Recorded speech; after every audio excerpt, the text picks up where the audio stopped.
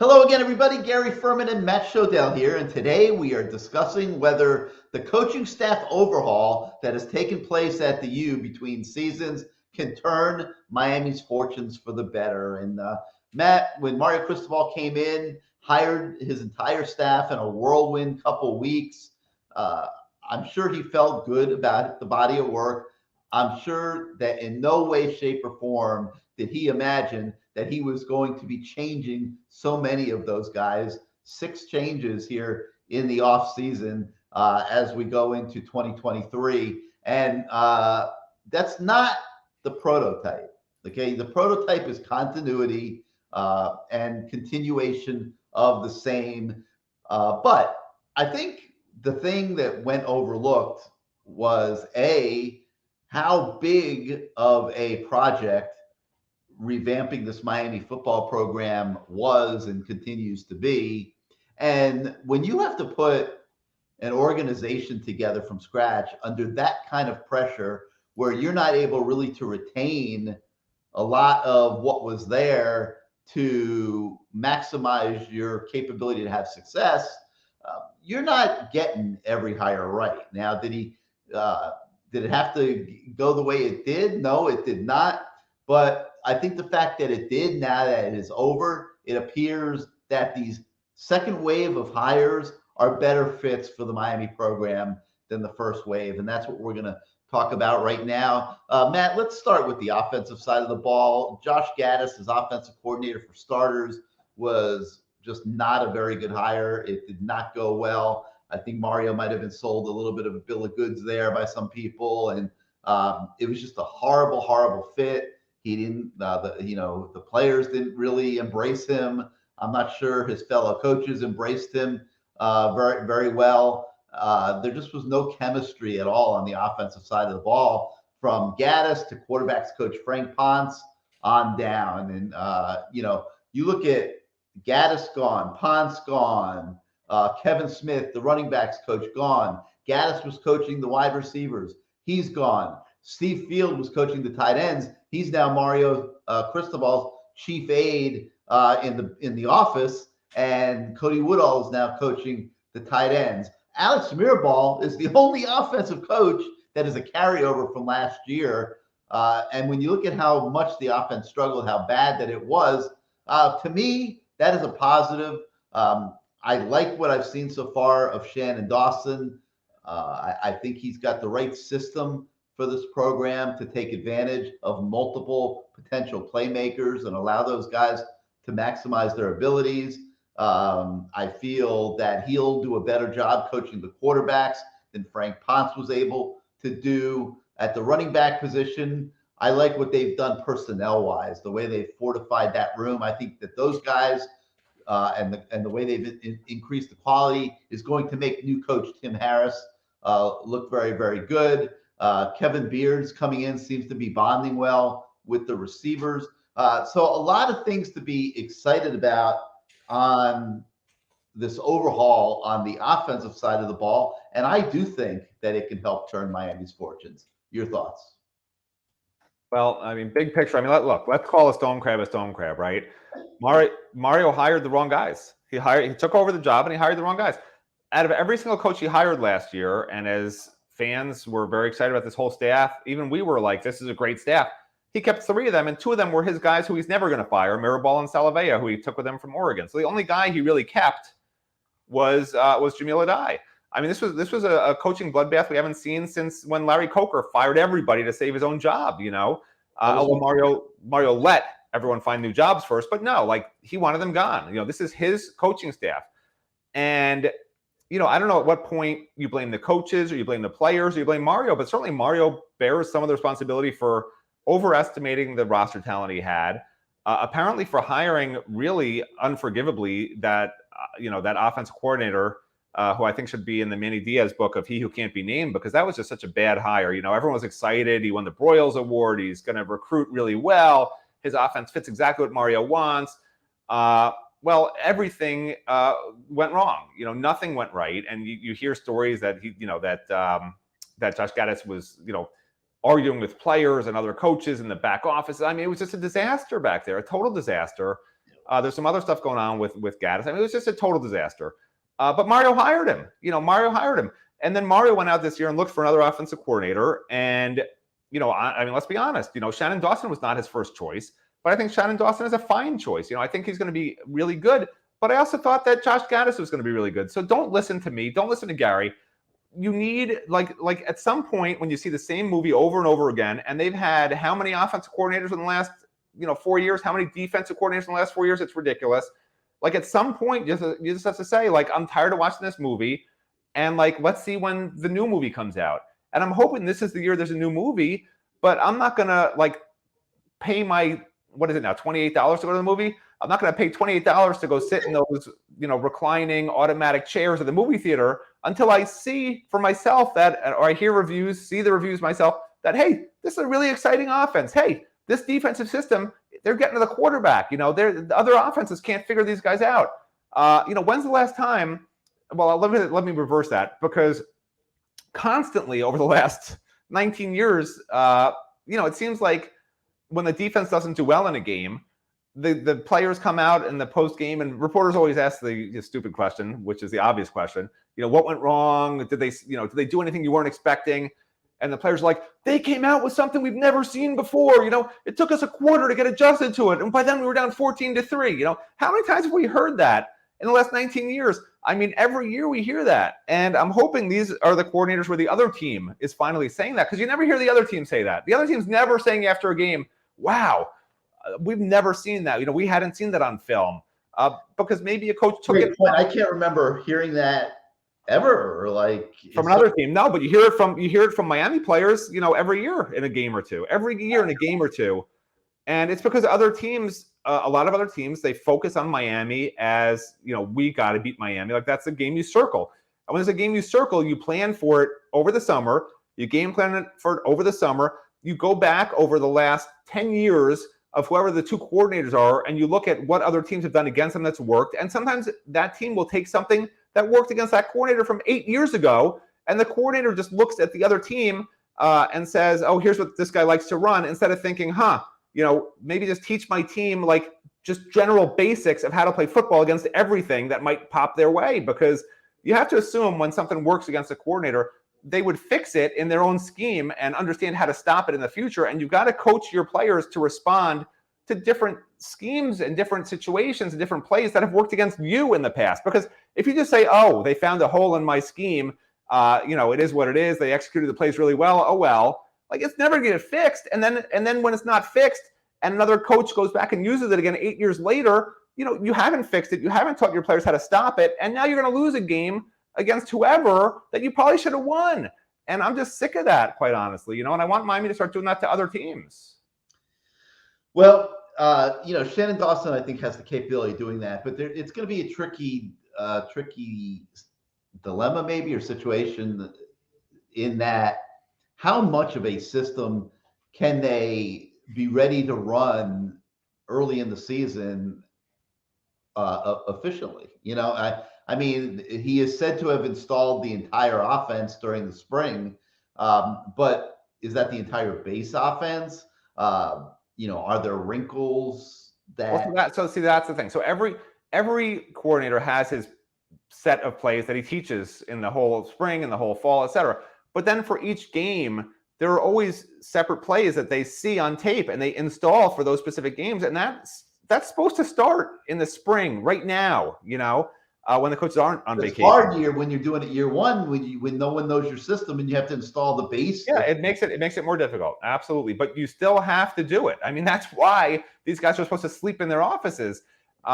There's recruiting, there's dealing with players, they're dealing with emergencies, they're dealing with parents, and they've got a game plan months in advance for every single team, just researching and watching cut-ups and et cetera, and and all this different stuff, and coming up with ways to beat these teams that you can install that week on the Tuesday, Wednesday, and Thursday to beat that specific team. You're going to use your base stuff, but there's going to be that 3rd and 8 play where you got this in your back pocket, you're down by 4 points, you need a touchdown, and it's going to work, and you have to have 10 of those plays in your back pocket for all different situations that against this particular defense or this particular offense, it's probably going to work if you execute it right.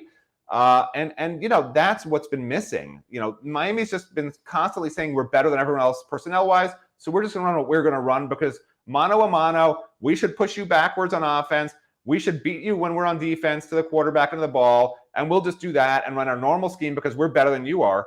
And lo and behold, for 19 years, it hasn't really worked so well, and they still haven't figured out maybe we're not as good as we think we are. And that's what really bothers me sometimes is these coaches. You talk to them before a season, they always think their teams are great. I don't know if they just tell us that because we're reporters and they don't want to tell us they think they have problems or because they actually believe it. But I've seen it, it's called hubris in the old Greek days. Hubris was punished numerous ways, most famously by a poor guy who would have to be tied to a cliff and get his eyes constantly pecked out for his entire life. And then they grow back again and get pecked out again, rolling a boulder up a cliff and then it falls back down. You got to roll it up again. This is how you punish hubris in the old Greek days. Nowadays, you don't really punish hubris. So I guess what's the point? Why put in any special plays? I mean, it doesn't matter. Just think you're better than everybody else and just line up and play ball because that's what they've been doing, and it's got to stop. Yeah, well, they're not at that point yet as a program. So, like as I was saying before, you interrupted me and went on about a 5 minute. I didn't interrupt you. It's right. But I do think that's going to be a variable. Like how much offense can they handle? Are they going to be as proficient with the base sets and the base operation to where Shannon Dawson can put those wrinkles in as part of a game plan week to week, especially when the degree of difficulty goes up in some of these games this year? It's going to be a big deal. And those are all things that we can't sit here and predict, that we don't know at this point. But for this overhaul that has taken place on offense to be successful, this air raid passing game has to be able to have tentacles. It's got to be able to kind of morph into the beast that it can be with some variations and things like that. So going to be very, very interesting. And obviously a big part of that's going to be being able to run the football. They do think that with the revamped offensive line that they will be able to run the football more effectively this year. So offensively, there is at least a reasonably good chance, I think, for the coaching staff overhaul. And it has been massive to have a positive impact on the final result of the season. Now let's talk about defense, where it might not be so easy. I mean, you got a Hall of Famer in Jason Taylor coming in to help coach the defensive line with a primary focus on the defensive ends. That has to reap dividends with a guy like Nigel E. Kelly, for example, who now has one of the best to ever play the position, coaching him on a daily basis, hands-on, more so than a year ago when Jason Taylor was an analyst and couldn't do all that. Now he's a full-time coach. He has replaced Rod Wright. That is by miles got to be a positive move for the defense, no doubt about it. Charlie Strong gone, Derek Nicholson in at linebacker. We will see how that goes. There is no telling. Coach Dyer's back with the DBs, and he's being assisted this time around by Lance Guidry, the defensive coordinator. The players that have played for Lance Guidry in his prior stops, they love him as a defensive coordinator. He cuts them loose. He takes chances. Probably a little bit in the mold of Manny Diaz, the way Manny Diaz used to do with all the blitzing and the different chances that he used to take. But players like to play like that. Defensive players like to attack. So we will have to see how Lance Guidry does. We have obviously never seen him at Miami with these level of players. The defense is probably not as quite far along personnel-wise as the offense. There do seem to be some more holes on defense. The depth does not seem to be as good. So it's going to be hard to be real judgmental, quite frankly, of Lance Guidry. And there might be moments where they struggle a little bit. Like Leonard Taylor has got to show up more than once every 10 plays, okay? Like he has got to become an every down football player this year. It is time. Leonard, I hope you are watching this show. You have enormous ability. People think you can be a first-round draft pick. But we need to see it play after play after play, not every now and then. That will not be good enough to improve this football team in 2023. Who is going to step up at linebacker, Matt? I mean, we can't even begin to make that prediction. I mean, we're praying that Francisco Magoa is as good as we think he might be able to be, taking a step forward from what he was last year at Washington State, which was pretty darn good. People are calling the safety tandem the best safeties one of the best, if not the best safety tandem in the country. We got to see that on the field. I'm not convinced we've seen that on the field yet. Okay. I mean, I'll applaud the kudos and all that, but I want to see Cam Kinchins play like an All-American. Okay. I don't want to see busts this year that are leading to 2 losses like they did last year. I want to see James Williams tackle better than space. If he's going to stay at safety and be a safety, he has got to be able to tackle in space. Otherwise, they're way better off putting him at linebacker next to Francisco Magoa. So the onus is on the coaches, really, to make these guys better and help them become better. And we will not know, in my opinion, Matt, until we get deep into the season, whether the overhaul that we've seen on defense with Guidry coming in, with Nicholson coming in, with Jason Taylor coming in as a full-time coach, we will not know until later if that is paying dividends for 2023. All right. Well, now you've gone on for a bit. Let me ask you this. Would you be okay if Miami, let's say they're hiring a head coach, right? Forget about Mario getting hired, whatever. Just hiring a head coach in general, okay? If the prior coach had really good success at West Virginia and Kentucky, like, you'd have no problem hiring him, right? Up-and-coming guys, coached a couple of good programs, right? I mean, yes or no? On face value, yeah. I mean, that that's usually reality. Yeah, I mean, next step up, it makes sense. Up-and-comer, did really well those programs. All right, now let's say you need to hire a head coach, and the only head coaching experience he had previously was at, let's say, Western Kentucky, McNeese State, Southeastern Louisiana, and Marshall. And he had good success there. But would you say, oh, that's a head coach we want at Miami? Yeah, no, I hear where you're going. So, yeah, so like Shannon Dawson makes sense to me. He's had success. He's coached at high-level programs. That was the analogy I was making. That's the Kentucky and West Virginia connection, right? He was the offensive coordinator of both those programs. Sometimes fans don't think of it in head coaching perspective. They just think, oh, the system he runs is great. But you also have to be experienced, because some of these guys, they're used to playing against a different level of speed. And at top programs at Kentucky, for instance, right, you're playing SEC opponents. You know what it looks like. You know the speed. You know what you have on your team in comparison to what you've already played against and had play for you. In Lance Guidry's case, he doesn't have a lot of great defensive players, and his only prior experience as a defensive coordinator, okay, is at McNeese State, Western Kentucky, the schools I just mentioned, and Southeastern Louisiana, and Marshall. Yeah. And he was going to get a step up and be the defensive coordinator at Tulane this coming season before Miami grabbed him away. And the only reason he's a head coach at Miami happens to be because Mario Cristobal just happened to have him on the schedule when he was coaching at FIU, and Mario's offense struggled against Lance Guidry. Now, does that make Lance Guidry a great or a bad defensive coordinator? No, but we don't know. Like, he could be amazing. He could be the greatest defense coordinator in mankind. However, he's been a defense coordinator dating back in college, okay, dating back to 2002.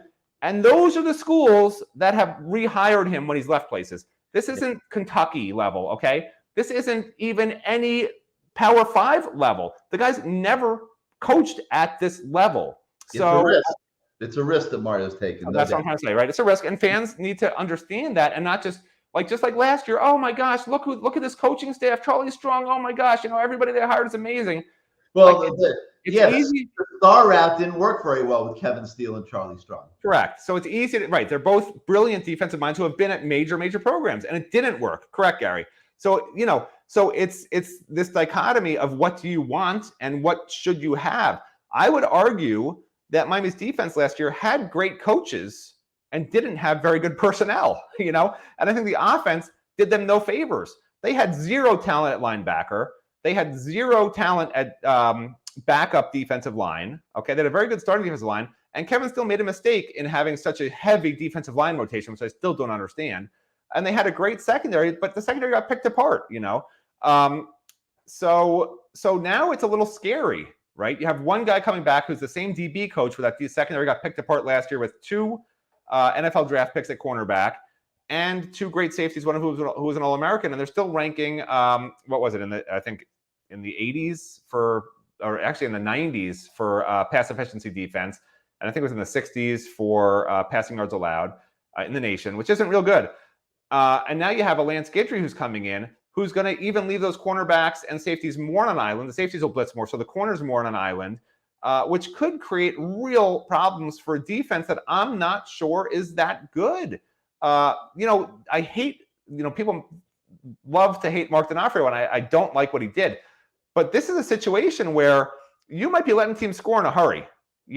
That bend don't break defense is awful. But there's also ways to run it with some twists. Lance Guidry runs his defense on steroids. His defense is a Manny Diaz blitzing defense on steroids. You guys are going to see it. Okay, it's why he didn't get a major coaching job in the last 21 years, because head coaches are scared to hire him because all he does is blitz, blitz, blitz. And when you have really good quarterbacks at major college programs, you don't have great quarterbacks all the time when you're at McNeese State and you're playing against a lot of running teams. When you have great pinpoint passers at North Carolina, when you have a great passer at Florida State, at Clemson, when you play those teams and you just want to leave your cornerbacks one-on-one with everyone going after the quarterback, you're going to have some problems. So I'm hoping that Lance Guidry doesn't fall into the Kevin Steele trap. Kevin Steele's mistake was this heavy rotation. I'm hoping Lance Guidry understands at this level, I can't do what I did at McNeese State and these other stops. The quarterbacks are too good. They will, if one of my cornerbacks breaks down in protection, if I have a safety covering a fast receiver in the slot, which we've seen so many times over the last few years, like that team's going to find that guy and it's going to be an 80-yard touchdown. Okay, and I just want fans to be aware there are some caveats with a really heavy attacking style of defense. Fans love to hear attack, attack, attack, throw, throw, throw. There's a reason most college teams don't just do that all the time. You got to mix it up. And I know Lance Guidry likes to disguise things, and I really hope he disguises them really, really well, because otherwise, he's going to have to really adjust his defense to protect some cornerbacks that may not be real good. Yeah, it's a leap of faith, no doubt. But like we said, last year you hired Kevin Steele to run the defense, a veteran coach. He's been everywhere, been in the SEC for years.